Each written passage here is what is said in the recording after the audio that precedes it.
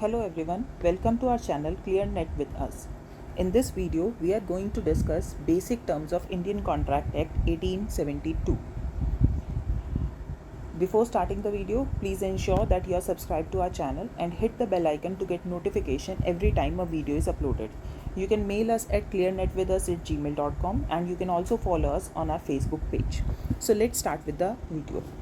First of all, Indian contract act जो है वो बहुत इंपॉर्टेंट प्लेस ऑक्यूपाई करता है हमारे कमर्शियल लॉ में, क्योंकि अगर कॉन्ट्रैक्ट एक्ट नहीं होगा तो बिजनेस करना बहुत मुश्किल हो जाएगा. बेसिक ऑब्जेक्टिव क्या है एक्ट का? ये इंश्योर करता है कि जो भी राइट्स और ऑब्लिगेशंस अराइज हो रही हैं किसी भी कॉन्ट्रैक्ट से, उनको ऑनर करे जो भी कॉन्ट्रैक्टिंग पार्टीज़ हैं.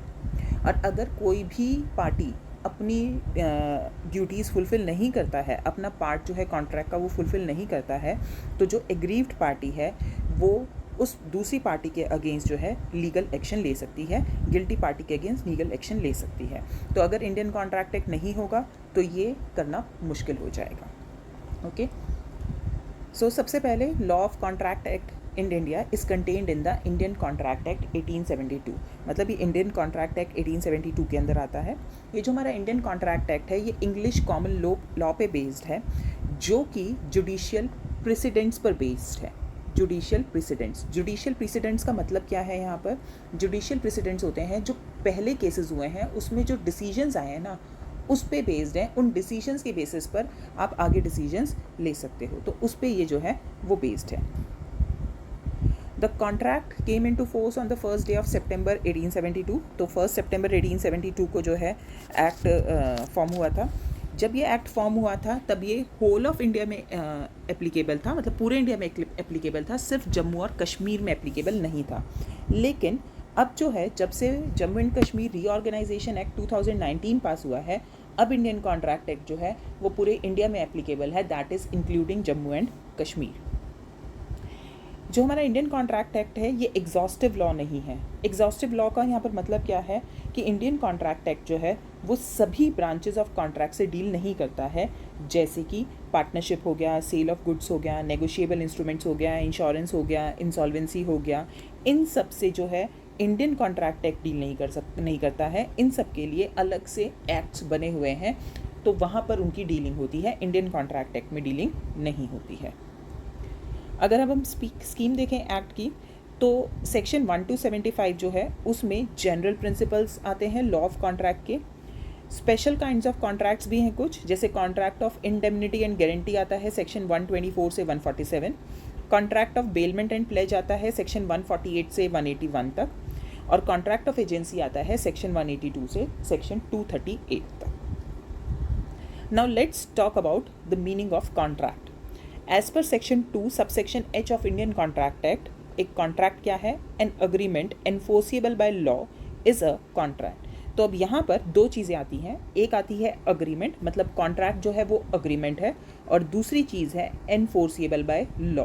तो अगर एक वैलिड कॉन्ट्रैक्ट कब कहलाएगा? जब वो अग्रीमेंट होगा, उसमें सारे फीचर्स होंगे अग्रीमेंट के, प्लस एनफोर्सिएबिलिटी बाय लॉ होगी, मतलब आप उसको लीगली एनफोर्स कर सकते हो, तब जाकर वो कॉन्ट्रैक्ट बनता है. So a contract is agreement plus legal obligation.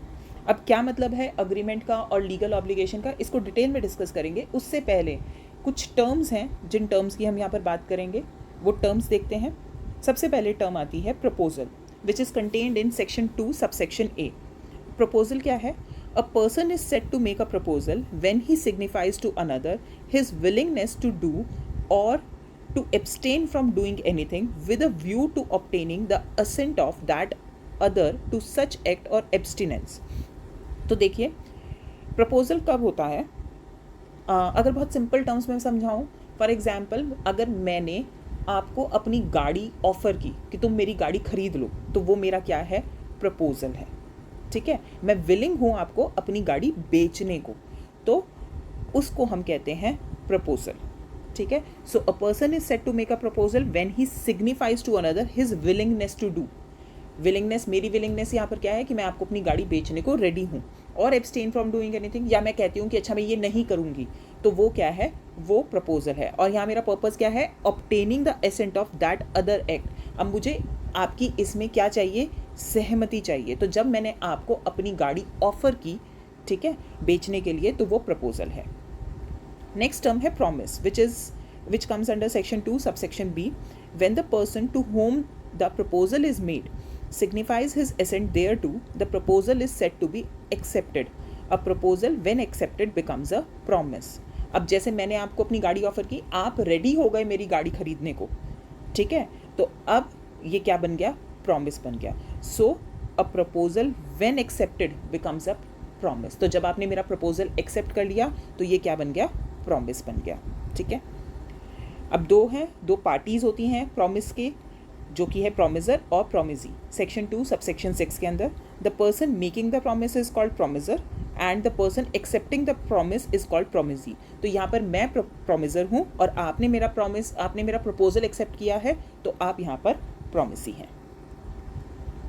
Next is consideration, section 2 subsection D. When at the desire of the promiser, the promisee or any other person has done or abstained from doing or does or abstains from doing or promises to do or to abstain from doing something, such act or abstinence or promise is called a consideration for the promise. बहुत simple terms में मैंने आपको अपनी गाड़ी offer की कि आप मेरी गाड़ी खरीद लीजिए, ठीक है, और बदले में आप मुझे 2 लाख रुपए दे दीजिए। तो ये जो 2 लाख रुपए हैं ये कंसिडरेशन है। एक कॉन्ट्रैक्ट के वैलिड होने के लिए कंसिडरेशन बहुत ज़रूरी होता है। अगर कंसिडरेशन नहीं होगा तो वो कॉन्ट्रैक्ट नहीं कराएगा। मतलब दोनों पार्टीज़ को कुछ मिलना चाहिए ना बदले में, समथिंग इन रिटर्न। अगर मैं आपको अपनी गाड़ी दे रही हूँ तो आपको गाड़ी मिल रही है और आप बदले में मुझे 2 लाख रुपए दे रहे हो, तो I am getting something in return and you are getting something in return. आपके 2 लाख के बदले में आपको गाड़ी मिल रही है और मेरी गाड़ी के बदले में मुझे 2 लाख मिल रहे हैं, तो उसको हम कंसिडरेशन कहते हैं। फिर है reciprocal promises, section 2 subsection F. Promises which form the consideration or part of the consideration for each other are called reciprocal promises. Reciprocal promises basically क्या होता है, एक एग्जाम्पल की हेल्प से समझते हैं। 2 पार्टीज़ हैं, मिस्टर A और मिस्टर B। मिस्टर A ने मिस्टर B को ऑफ़र दिया, मिस्टर B ने उसको एक्सेप्ट कर लिया, तो ये एक प्रॉमिस हो गया, ठीक है। अब मिस्टर B ने उसके बाद मिस्टर ए को एक ऑफ़र दिया, अभी उन्होंने एक्सेप्टेंस दी थी, अब उन्होंने साथ में एक ऑफ़र और दिया है जिसको मिस्टर ए ने एक्सेप्ट कर लिया, ठीक है। तो ये दूसरा ऑफ़र और एक दूसरी एक्सेप्टेंस हो गई। पहला ऑफ़र और पहली एक्सेप्टेंस, ये जो था ये पहला ऑफ़र और पहली एक्सेप्टेंस थी, ठीक है। और ये जो है ये दूसरा ऑफ़र और दूसरी एक्सेप्टेंस है।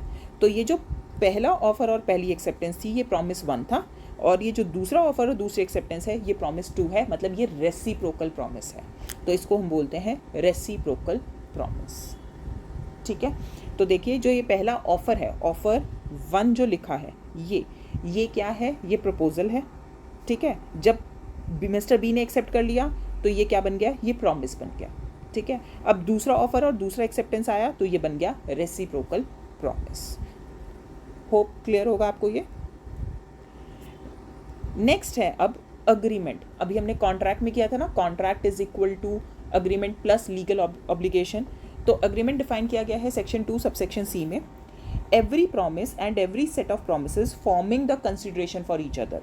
तो देखिए अभी मैंने आपको प्रॉमिस टर्म बताई थी। प्रॉमिस में हमने कहा था प्रॉमिस होता है आपका ऑफर प्लस एक्सेप्टेंस, ठीक है। अब उसके साथ कंसिडरेशन भी आ गई, तो वो क्या बन गया, अग्रीमेंट बन गया। कंसिडरेशन था समथिंग इन रिटर्न, जो बदले में दिया जाता है, जो यहाँ पर गाड़ी के बदले में 2 लाख रुपए दिए जा रहे थे, तो वो आपका बन गया consideration. So promise plus consideration is equal to agreement. अब अग्रीमेंट के लिए कुछ करेक्टरिस्टिक्स हैं हमारे पास। सबसे पहले है plurality of persons. Plurality of persons का मतलब क्या है, कम से कम 2 पार्टीज़ होनी चाहिए, 2 पर्सन्स होने चाहिए टू एन अग्रीमेंट। क्योंकि मैं अपने खुद के साथ अग्रीमेंट नहीं कर सकती हूँ, मैं किसी और के साथ अग्रीमेंट करूँगी, तो कम से कम 2 पर्सन्स का होना ज़रूरी है एक वैलिड अग्रीमेंट के लिए। Another characteristic is consensus ad idem. Consensus ad idem का मतलब क्या है, आइडेंटिटी ऑफ माइंड्स। मतलब जो सब्जेक्ट मैटर होता है ना अग्रीमेंट का, वो सब्जेक्ट अग्रीमेंट दोनों पार्टीज कॉमन सब्जेक्ट अग्रीमेंट की बात कर रही हूँ, ठीक है। कॉमन सब्जेक्ट मैटर होना चाहिए उस अग्रीमेंट के लिए। इसको एक एग्जाम्पल के थ्रू समझते हैं। A offers to sell his car to B for a price. B accepts the offer. It has become a promise and can be treated as an agreement between A and B. ठीक है, तो अब ये क्या है, जब A ने offer किया तो ये जब A ने ऑफर किया तो ये था क्या, प्रपोजल. ठीक है, जब इसको एक्सेप्ट कर लिया ये बन गया प्रॉमिस. ठीक है, तो प्रॉमिस बन गया और ये एग्रीमेंट की तरह ट्रीट किया जा सकता है क्योंकि उन्होंने प्राइस की भी बात की है, मतलब कंसीडरेशन भी है यहाँ पर. ठीक है, हमने अभी कहा दो पार्टीज होनी चाहिए, ए है और बी है, तो दो पार्टीज भी हैं. ठीक है, और यहाँ पर एक गाड़ी की बात हो रही है तो इसीलिए कंसेंसस एड इडम है, मतलब कॉमन सब्जेक्ट मैटर है. एक और एग्जाम्पल देखते हैं. A has two cars, one being a 2018 model and the other a 2019 model. A offers to sell his 2018 model to B for rupees 50,000, while B is under the impression that he is being offered the 2019 model. ठीक है, अब देखिए subject matter अलग अलग है. A के पास दो गाड़ी है. A ऑफर कर रहा है 2018 मॉडल वाली गाड़ी, लेकिन B को लग रहा है कि वो 2019 मॉडल वाली गाड़ी की बात कर रहा है. तो यहाँ पर सब्जेक्ट मैटर दोनों का कॉमन नहीं है. जिस चीज़ के बारे में अग्रीमेंट हो रहा है वो दोनों के लिए कॉमन नहीं है. तो ये एक वैलिड अग्रीमेंट, यहाँ पर कोई एग्रीमेंट ही नहीं है पहली बात, और अग्रीमेंट नहीं है तो कॉन्ट्रैक्ट भी नहीं होगा. तो ये दो करेक्टरिस्टिक्स होती हैं. पहली बात कम से कम दो पार्टीज़ का होना, दूसरी बात कंसेंसस एड इडम, मतलब सब्जेक्ट मैटर सेम होना चाहिए जैसे हमारे फर्स्ट एग्जाम्पल में था. यहाँ पर सेकंड एग्जाम्पल में दोनों पार्टीज़ अलग अलग गाड़ी की बात कर रही हैं. ए बात कर रही है 2018 मॉडल के लिए, बी बात कर रहा है 2019 मॉडल के लिए. तो इस वजह से यहाँ पर कोई अग्रीमेंट जो है वो नहीं माना जाएगा. तो ये है बेसिकली अग्रीमेंट. ठीक है, अब कॉन्ट्रैक्ट के लिए दूसरी चीज़ थी एनफोर्सिबिलिटी बाय लॉ या लीगल ऑब्लिगेशन. तो एक कॉन्ट्रैक्ट बनने के लिए ज़रूरी है कि अग्रीमेंट में लीगल ऑब्लिगेशन भी होनी चाहिए. मतलब अगर एक पार्टी अपनी ड्यूटी को एज़ पर कॉन्ट्रैक्ट फुलफिल नहीं करता है तो अग्रीव पार्टी के पास राइट होता है कि वो उसके अगेंस्ट लीगल एक्शन ले सकता है. तो वो होता है हमारा लीगल ऑब्लिगेशन. तो जब तक एक पार्टी के पास लीगल ऑब्लिगेशन नहीं होगा तब तक वो कॉन्ट्रैक्ट नहीं बनेगा. ठीक है, इसीलिए कहा जाता है that is why all contracts are agreements originally but all agreements may not necessarily turn out to be contracts. तो हम यहाँ पर क्या कह रहे हैं, all contracts are agreement but all agreements are not contracts. अगर अग्रीमेंट के साथ लीगल ऑब्लिगेशन होगी तभी वो कॉन्ट्रैक्ट बनेगा, और अगर अग्रीमेंट के साथ लीगल ऑब्लिगेशन नहीं है तो वो कॉन्ट्रैक्ट नहीं बनेगा. अब इसको समझने के लिए आप देख सकते हैं, जैसे अभी जो हमने एग्जाम्पल किया कि दो पार्टीज़ के बीच में गाड़ी को लेकर डील हुई. ठीक है, ए ने प्रॉमिस किया बी को अपनी गाड़ी बेचने के लिए फॉर रुपीज़ 2 लाख. ठीक है, तो यहाँ पर अग्रीमेंट में एक लीगल ऑब्लिगेशन आ गई है दोनों पार्टीज़ के बिहाफ पर. ए और बी, ए के ऊपर ऑब्लिगेशन है कि उसे गाड़ी देनी होगी बी को, और बी के ऊपर ऑब्लिगेशन है कि उसे ए को पैसा देना होगा. तो ये अग्रीमेंट कॉन्ट्रैक्ट है. बट अगर सपोज आपके पापा आपको प्रॉमिस करते हैं कि वो आपको हर महीने पॉकेट मनी देंगे 1000 रुपीज़. ठीक है, तो यहाँ पर और बाद में पापा आपको पैसे देने से मना कर देते हैं, तो यहाँ पर अग्रीमेंट कॉन्ट्रैक्ट नहीं है क्योंकि यहाँ पर कोई ऑब्लिगेशन वो नहीं है. मतलब अगर आपके पापा ने आपको पॉकेट मनी नहीं दी तो आप कोर्ट नहीं जाओगे कि पापा ने पॉकेट मनी नहीं दी है. तो ये एक तरह का सोशल कॉन्ट्रैक्ट है, यहाँ पर एक सोशल ऑब्लिगेशन है. तो the courts have recognized that some agreements by their very nature are not intended to be legally binding. जैसे भी मैंने पॉकेट मनी वाले एग्जाम्पल में दिया, वहाँ पर दोनों पार्टीज़ की इंटेंशन ही नहीं थी लीगल ऑब्लिगेशन क्रिएट करने की. So agreements of domestic, social, moral or religious nature cannot be regarded as contracts because they do not produce or are not intended to produce any legal binding between the concerned parties. पर एक चीज़ का ध्यान रखिएगा, चाहे commercial agreement हो चाहे social agreement हो, अगर पार्टी की इंटेंशन है ना to create a legal obligation तो वो कॉन्ट्रैक्ट बन जाएगा. लेकिन अगर पार्टी की इंटेंशन ही नहीं है लीगल ऑब्लिगेशन क्रिएट करने की तो वो कॉन्ट्रैक्ट जो है वो नहीं बनता है. In the case of a business agreement the usual presumption ही मानी जाती है कि ये हमेशा प्रिज्यूम किया जाता है कि कमर्शियल अग्रीमेंट्स में लीगल ऑब्लिगेशन क्रिएट करना चाहती हैं parties. In the event of default on the part of either party, an action for breach of contract can be enforced through a court of law, provided all other essentials of a valid contract are present in the agreement. बाकी सभी essentials stated हैं section 10 में, वो हम next video में cover करेंगे। But सभी essentials के साथ साथ इंटेंशन भी होनी चाहिए to create a legal obligation, तभी वो कॉन्ट्रैक्ट माना जाता है, अदरवाइज वो कॉन्ट्रैक्ट नहीं माना जाता है। होप आपको समझ में आया होगा लीगल ऑब्लिगेशन का। तो समअप करते हैं, इस वीडियो में हमने अभी क्या देखा। तो देखिए, ऑफर प्लस एक्सेप्टेंस बनता है प्रॉमिस। जब प्रॉमिस में आप कंसीडरेशन ऐड कर दोगे तो वो बन जाएगा अग्रीमेंट। अग्रीमेंट में जब आप लीगल ऑब्लिगेशन ऐड कर दोगे तो वो बन जाएगा contract. So offer plus acceptance is equal to promise, promise plus consideration is equal to agreement, agreement plus legal obligation is equivalent to contract. तो ये थी कुछ बेसिक टर्म्स जो रिलेटेड हैं आपकी इंडियन कॉन्ट्रैक्ट एक्ट 1872 के साथ। अगर आपको ये टर्म्स क्लियर होंगी तो आपके लिए आगे समझना आसान हो जाएगा चीज़ों को। सो प्लीज़ वीडियो को ध्यान से सुनिए, ध्यान से देखिए। अगर कुछ भी समझ में नहीं आता है तो आप दोबारा हमसे पूछ सकते हैं। आप नीचे कमेंट बॉक्स में टाइप कीजिए, आपकी क्वेरी का आंसर किया जाएगा। Hope this is clear to you. जल्दी मिलेंगे एक नई वीडियो के साथ। Till then, happy learning. Thank you.